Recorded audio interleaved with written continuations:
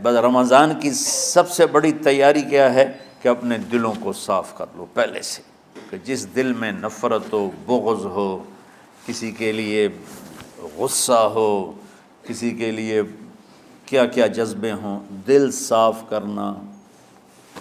ہمارے گھروں میں روزانہ جھاڑو ہوتا ہے، یہاں مدرسے میں روزانہ صفائی ہوتی کہ نہیں ہوتی؟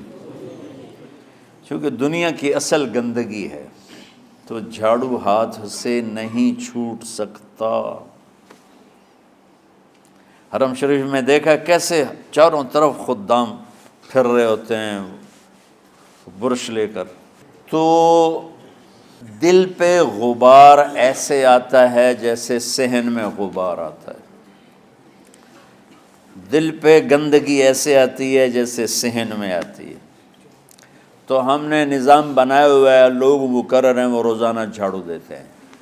تمہارا دل ایک آنگن ہے، ایک صحن ہے، اس میں بغض، نفرت، حسد، پتہ نہیں کیا کیا گندگیاں آئیں گی اور آتی رہیں گی۔ بچوں ایک کام کرو، جھاڑو پکڑ لو، صاف کرو۔ یا اللہ معاملہ تجھ سے کرنا ہے، لوگوں سے نہیں۔ کسی نے برا کہا، کسی نے غیبت کی، کسی نے گالی دی، کسی نے دھکا دیا، کسی نے حق مارا، کسی نے کچھ کیا، یا اللہ تیرے سپرد میں نے اپنے دل کو سب سے صاف کیا، میں نے اپنے دل کو سب سے صاف کیا۔ یہ اتنی بڑی عبادت ہے کہ بڑے بڑے نفلوں والے، تہجد والے، حج عمرے روزے والے تمہیں نہیں پکڑ سکیں گے، کیونکہ اس کا کرنے والا دنیا میں کوئی نہیں۔ نفل پڑھنے والے تو بے شمار ہیں، عمرے کرنے والے بے شمار ہیں، علماء بے شمار ہیں، حاجی بے شمار ہیں، سخاوت کرنے والے بے شمار ہیں، لیکن اس ٹکڑے کو صاف کرنے والا لاکھوں میں ایک بھی نہیں ہے۔ مشکل کام ہے، آپ یہ سیکھ لیں، صاف کرو، صاف کرو، صاف کرو۔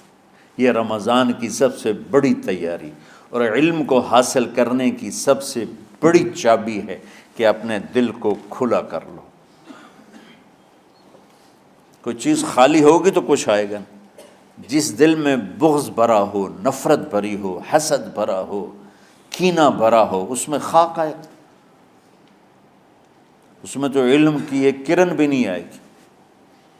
اس زبان سے چاہے جتنے مرضی موتی بکھیرے، دل اس کا اندھا ہوگا۔ لا تعمى الابصار ولكن تعمى القلوب التي في الصدور۔ یہ آنکھوں سے اندھے نہیں، دل سے اندھے ہیں۔ تو بچوں اپنے دل کو صاف کرنا سیکھو۔ وہ کتنی مشہور حدیث ہے، آپ نے کہا اس دروازے سے ایک جنتی آ رہا ہے، تو ایک انصاری صحابی داخل ہوئے، جوتا ہاتھ میں، داڑھی میں وضو کا پانی۔ اگلے دن اس دروازے سے ایک جنتی آ رہا ہے، تو ایک صحابی آئے، ہاتھ میں جوتا، داڑھی میں وضو کا پانی، وہی صحابی۔ اگلے دن اس دروازے سے ایک جنتی آ رہا ہے، تو وہی صحابی 3 دن جنت کی بشارت لی انہوں نے۔ اس صحابہ کی جماعت میں ایک شخص ہیں جن کا نام ہے عبداللہ بن عمرو بن عاص۔ ان سے بڑا عبادت گزار صحابہ میں کوئی نہیں تھا، نہ سابقین میں نہ متاخرین میں، نہ پہلوں میں نہ بعد والوں میں۔ ان کی عبادت کیا تھی؟ ساری رات جاگنا، سارے دن کا روزہ، اور ایک ختم قرآن صبح سے شام تک۔ اتنی اللہ نے طاقت دی تھی۔ پھر وہ غلوب والی بات آ گئی،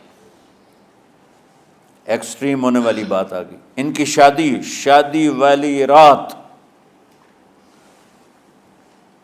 حجلہ عروسی میں داخل ہو رہے ہیں، دلہن کے کمرے میں داخل ہو رہے ہیں، اور مصلی بچھا کے اللہ اکبر، اور دے نفل تے نفل، دے نفل تے نفل۔ تو ان کی بیگم نے دیکھا تو وہ بھی خیر کا زمانہ تھا، انہوں نے بھی وضو کیا اور پیچھے مصلی بچھا کے وہ بھی فجر تک نفل پڑھتے رہے۔ صبح ہوئی تو حضرت عمرو بن عاص رضی اللہ عنہ نے پوچھا، بیٹی رات کیسی گزری؟ کہا جی ماشاءاللہ آپ کے بیٹے تو بڑے عبادت گزار ہیں، ساری رات نفلوں میں ہی گزری۔ تو وہ ان کو شکایت کر دی۔ حضرت عمرو بن عاص کو اتنا غصہ چڑھا، بیٹے کو تو کچھ نہیں کہا، کتنی حکمت کی بات ہے، سیدھے گئے اللہ کے نبی کے پاس، یا رسول اللہ یہ عبداللہ دیکھیں کیسا نادان ہے، اس کی شادی کی ساری رات نفل پڑھتا رہا۔ تو آپ کہتے ہیں ماشاءاللہ ماشاءاللہ کتنی بڑی بات ہے، نفلوں میں گزر گئی، رات بھی نفلوں میں گزر گئی۔ تو آپ نے حضرت عبداللہ بن عمر کو بلا کے ڈانٹا کہ تو نے مہینے میں 3 دن روزے رکھنے ہیں، بس اس سے زیادہ نہیں رکھنے، اور ہفتے میں 1 قرآن ختم کرنا ہے۔ کہا یا رسول اللہ میرے اندر طاقت زیادہ ہے۔ پھر اچھا 15 دن روزے رکھنے، کہ نہیں میرے اندر طاقت زیادہ ہے۔ آپ اس کو تھوڑا تھوڑا کر کے گھٹاتے رہے، اور وہ ہر دفعہ نہیں یا رسول اللہ میرے اندر طاقت زیادہ ہے۔ تو آخر میں آپ نے کہا اچھا چلو صوم داؤدی پہ آ جاؤ، 1 دن روزہ رکھو، 1 دن افطار کرو، اور 3 دن سے پہلے قرآن ختم نہیں کرنا۔ تو آپ نے اس کو پیچھے کیا۔ یہ بیٹھے تھے اس محفل میں، ان کے دل میں آیا کیا یہ بزرگ مجھ سے زیادہ عبادت کرتا؟ رات میں ساری جاگتا ہوں، دن روزہ رکھتا ہوں، 1 ختم کرتا ہوں، تو جنت کی بشارت تو مجھے ملنی چاہیے تھی، ان کو کیسے مل رہی؟ یہ کسی کتاب میں نہیں لکھا کہ یہ ان کا جذبہ تھا، لیکن جو کہ میں ان کی سیرت کو جانتا ہوں تو مجھے خیال آتا ہے کہ ان کی نفسیات میں یہ بات آئی ہوگی، چونکہ صرف انہی کو خیال آیا کہ میں جا کے دیکھتا ہوں کہ یہ بزرگ کیا کرتے ہیں۔ تو ان کے پاس پہنچ گئے، چاچا ذرا، وہ ادھیڑ عمر تھے، چاچا وہ میرے ابا تھوڑے ناراض ہیں، تو کچھ دن آپ کے پاس گزار لوں؟ کا بیٹا بسم اللہ آ جاؤ۔ اب رات ہوتے ہی عشاء کی نماز پڑھ کے انہوں نے جلدی سے چادر اوپر لی اور یوں سراغ کر کے ان چاچا کو دیکھنے لگے ایسے کر کہ اب یہ کیا ساری رات سجدہ کرے گا، اور ساری رات روتے روتے روتے روتے مصلی گیلا ہو جائے گا، یا ساری رات رکوع کرے گا، ساری رات قیام کرے گا، ساری رات قرآن پڑھے گا، اس تصور سے یوں دیکھ رہے۔ اور وہ بزرگ صحابی تشریف لائے، سرانے پہ سر رکھا، اللہم بسمک اموت و احیا، ہو گئے۔ اب یہ دیکھ رہے ہیں ابھی اٹھیں گے، ابھی اٹھیں گے، ابھی اٹھیں گے، اٹھے نا، فجر کی اذان پہ اٹھے۔ اب یہ تو حیران پریشان ہو گئے کہ یہ کیا ہو؟ اس زمانے میں تو منافق تہجد نہیں چھوڑتے تھے ڈر کے مارے کہ پتہ نہ چل جائے ہمارے کفر کا، تو یہ چاچا جنت بھی لے گیا تو ستا بھی پیا کہ چلو کل دیکھوں گا۔ اگلی رات پھر چادر سر پہ کر کے اور یوں سوراخ کر کے لیٹے ہوئے اور دیکھ رہے۔ چاچا پھر تشریف لائے اور سرانے پہ سر رکھا، اللہم بسمک اموت و احیا، ہو گئے۔ فجر کی اذان پہ اٹھے، یہ اور پریشان ہو گئے کہ میرا نبی کا فرمان تو سچا ہے، اس میں تو شک بھی کفر ہے، لیکن عمل کیا ہے جس پر اس کو جنت کی بشارت ملی؟ 2 رکعت نفل بھی نہیں۔ اور آج کے دور میں تم میں سے ماشاءاللہ اکثر بچے تہجد پڑھتے ہیں کہ 1 رات اور دیکھوں گا، تیسری رات اللہم بسمک اموت و احیا، ہو گئی ساری رات۔ تو تیسری رات پھٹ پڑے عبداللہ بن عمر، کہنے لگے چاچا میری ابا سے کوئی لڑائی نہیں تھی، 3 دن میں تیرے بارے میں سنتا رہا، جنتی جنتی جنتی۔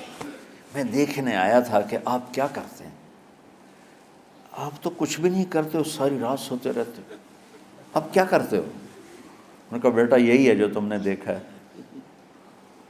اب ان کو سمجھ میں نہیں آ رہا کہ یہ جوڑ کیسے بٹھاؤں، ادھر جنت کی بشارت، ادھر ساری رات خراٹے، اب یہ اس میں جوڑ کیسے بٹھاؤں، کیونکہ نبی کی بات تو غلط ہو نہیں سکتی۔ تو اب وہ نا ایسے نا بڑے بے دل سے ہو کر واپس مڑے، پتہ نہیں کی چکر ہوئے گی کوئی گل۔ جب وہ دروازے تک پہنچے تو کہنے لگے بیٹا ادھر آنا، واپس آ گئے۔ کہا میں تمہیں اصل راز کی بات بتاتا ہوں۔ کہا کیا ہے کیا ہے؟ تو یہاں ہاتھ رکھا، کہا یہ جو دل ہے نا اس میں کسی انسان کی نفرت نہیں۔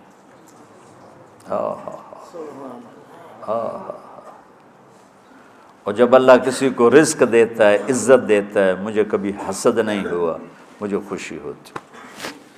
تو عبداللہ بن عمر نے کہنا تھا ہاں یہ بات ہے، نہیں، انہوں نے کہا ہاذا ہوا، اچھل کے کہنے لگے ہاذا ہوا، ہاں ہاں ہاں ہاں یہی ہے یہی ہے یہی ہے۔ پھر کہنے لگے چاچا پر یہ میرے بس کا نہیں ہے، کون کرے گا یہ؟ اتنے بڑے آدمی ہو کر کہہ رہے ہیں کہ یہ میرے بس کا نہیں۔ تو بچوں، دنیا میں جنتی بننا ہے اور علم اللہ سے لینا ہے تو اسے صاف کر دو، سب کی نفرت سے۔ سب، اس نے مجھے یہ کیوں کہا، اس نے مجھے یوں کیوں دیکھا، اس نے میرے بارے میں یوں کیوں کہا، اس نے میرے بارے میں یہ کیوں لکھا۔ جس کی تعریف ہوتی میری کتنی برائی ہوتی، صرف تعریف تو نہیں ہوتی، بھرا پڑا سوشل میڈیا مجھے گالیاں دیں۔ اللہ کے فضل سے میرے دل میں ایک ذرے کے برابر کبھی کوئی منفی جذبہ نہیں آیا، آئے تو میں دھو کے صاف کر دیتا ہوں، یا اللہ میں نے اپنے دل کو صاف کیا، میرا معاملہ تیرے ساتھ ہے، کسی کے ساتھ نہیں۔ یہی آپ رمضان کی سب سے بڑی تیاری، علم کے حاصل کرنے کا سب سے بڑا ہتھیار آپ کو یہ نہیں ہے کہ تمہیں کتابیں یاد ہو جائیں، تمہیں اشعار یاد ہو جائیں۔ تو ساری امت سے کہتا ہوں رمضان کا استقبال کرو، دلوں کو صاف کر کے، نفرتوں کو مٹا کے، مذہبی نفرت، دنیاوی نفرت، رشتوں کی نفرت، بول چال کی نفرت، سیاست کی نفرت، لین دین کی نفرت، ان سب سے اپنے دل کو صاف کرو تاکہ رمضان میں اللہ نے علم اتارا، اللہ تعالیٰ آپ کو علم عطا فرمائے، اور باقی لوگ جو عام دنیا میں زندگی گزار رہے ہیں ان کے دلوں میں اللہ رمضان کا نور اتارے اور اپنے اور ہدایت کا نور اتارے۔ یہ سب سے بڑی تیاری ہے اس کی۔ اور کسی سے گلہ ہے، غصہ ہے، ناراضگی ہے، کسی سے بولتے نہیں ہو، ابھی سے شعبان آ چکا ہے، آپ شعبان سے رمضان کی تیاری شروع فرما دیتے تھے۔ تو اس کی تیاری کیا ہے؟ وہ دلوں کو صاف کرو، معاف کرو، معافی مانگو، تمہارا قصور نہیں پھر بھی معافی مانگ لو، دلوں کو صاف کرو، اور اپنے اور اللہ سے سخاوت مانگو کہ اللہ کو سخی بھی پسند ہے اور صاف دل والا بھی پسند ہے۔